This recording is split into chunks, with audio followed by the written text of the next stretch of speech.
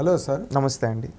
పశ్చిమ గోదావరి జిల్లా మన రాష్ట్రంలోనే కాదు దేశంలోనే పచ్చటి తివాసి లాంటి పాడి పంటలకు నిలయమైన పశ్చిమ గోదావరి జిల్లాలో ఒక పక్కన పట్టిసీమ ద్వారా పంటల దిగుబడి పెంచుతూ రాబడి పెంచుకుంటూ ప్రభుత్వ ఆదాయాన్ని పెంచుకుంటూ మరో పక్కన పారిశ్రామికంగా డెవలప్ చేస్తూ మరో పక్కన విద్యాలయాల్ని స్థాపిస్తూ అన్ని రకాలుగా అభివృద్ధి చేశారు చంద్రబాబు నాయుడు గారు పశ్చిమ గోదావరి జిల్లాని.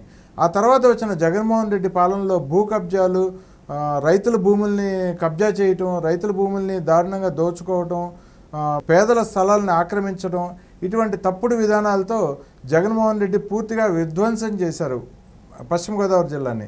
దీని గురించి మీరు ఎటువంటి విశ్లేషణ ఇస్తారు? ఒకటండి, పశ్చిమ గోదావరి జిల్లా అంటే గోదావరి జిల్లా ప్రజల మనసులు ఎలా ఉంటాయంటే స్వచ్ఛంగా ఉంటాయి.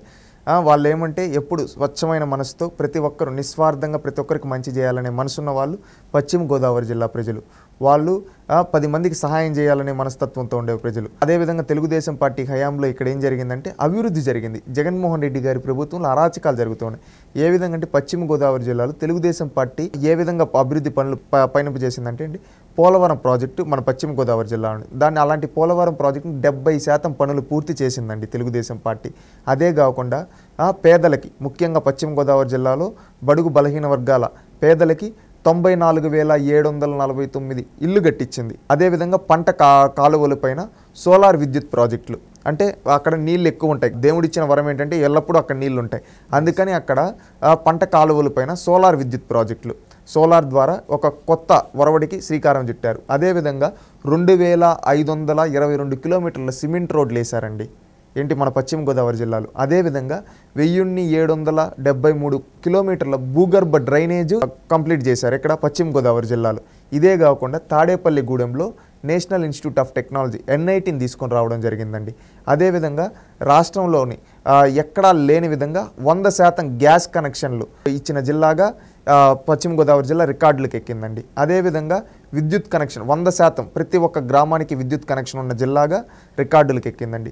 రాష్ట్రంలోని తొలి ODF జిల్లాగా, అంటే మరుగుదొడ్లన్నీ కట్టడంలో 100% పూర్తి చేసింది పశ్చిమ గోదావరి. ఈ విధంగా తెలుగుదేశం పార్టీ అన్నిట్లో నెంబర్ 1గా నిలబెట్టింది పశ్చిమ గోదావరి జిల్లాని. ఏ కార్యక్రమం అయినా కానీ విద్యుత్ కనెక్షన్లు కావచ్చు, అదేవిధంగా గ్యాస్ కనెక్షన్లు కావచ్చు, అదేవిధంగా మరుగుదొడ్లు కట్టడంలో కావచ్చు, అదేవిధంగా రోడ్లు వేయడంలో కావచ్చు, భూగర్భ డ్రైనేజ్ విషయంలో కావచ్చు, ఇల్లులు కట్టడంలో కావచ్చు, పంట కాలువలపైన సోలార్ విద్యుత్ ప్రాజెక్ట్ ఇవి పెట్టడం కావచ్చు, అదేవిధంగా అనేక ఇరిగేషన్ ప్రాజెక్టులను కంప్లీట్ చేయడంలో కావచ్చు, అదేవిధంగా CC రోడ్లు, ఈ డెవలప్మెంట్ అంతాగా పశ్చిమ గోదావరి జిల్లా తెలుగుదేశం. అదేవిధంగా అనేక ఇండస్ట్రీ చిన్న తరహా పరిశ్రమలు తీసుకొని అదేవిధంగా ఆక్వాన్ డెవలప్ చేసి ఈ విధంగా పశ్చిమ గోదావరి జిల్లా ప్రజలకు అండగా నిలబడింది తెలుగుదేశం పార్టీ. అదేవిధంగా ఎప్పుడు ప్రశాంతంగా ఉండే జిల్లా. ఇప్పుడు ఏంటంటే అలాంటి జిల్లాలో కూడా వైసీపీ నాయకులు ఈరోజు వచ్చి గొడవలు స్టార్ట్ చేయడము, అదేవిధంగా అక్కడ కులాల మధ్య చిచ్చులు పెట్టడం, ఈ విధంగా చిచ్చు పెట్టి ఈరోజు వాళ్ళు అక్కడ భూములన్నింటినీ భూ కబ్జాలు చేస్తూ ప్రశాంతమైన పశ్చిమ గోదావరి జిల్లాలో కూడా రౌడీజాన్ని పెంచి ప్రోత్సహిస్తూ నాశనం చేశారు. అందుకని పశ్చిమ గోదావరి జిల్లా ప్రజల్ని ఒక్కసారి ఆలోచించమని చెప్తున్నాం.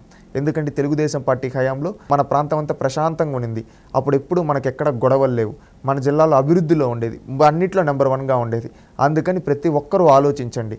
మళ్ళీ రాష్ట్రం అభివృద్ధి చెందాలన్నా, మన పశ్చిమ గోదావరి జిల్లాలో మళ్ళీ ప్రశాంతత నెలకొల్పాలన్నా, అదేవిధంగా అభివృద్ధిలో పరుగులు పెట్టాలన్నా కూటమి గెలవాలి. జనసేన, తెలుగుదేశం, బీజేపీ అభ్యర్థులకు మనందరం ఓట్లేసి కూటమిని గెలిపించుకోగలిగితే మళ్ళీ మన పశ్చిమ గోదావరి జిల్లా అభివృద్ధి బాటలో పయనింపజేస్తుందని భావిస్తూ ఉన్నాం. ప్రతి ఒక్కరూ ఆలోచించి మే 13వ తేదీ తెలుగుదేశం పార్టీ కూటమికి ఓటేస్తే ఖచ్చితంగా మన పశ్చిమ గోదావరి జిల్లా మళ్ళీ అభివృద్ధి చెందుతుంది.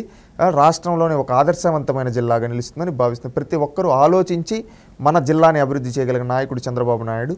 అందుకని తెలుగుదేశం పార్టీ, జనసేన, బీజేపీ కూటమి అభ్యర్థులకు ఓటేసి రాష్ట్రాన్ని గెలిపిద్దాం, మన జిల్లాని గెలిపించుకున్నాం.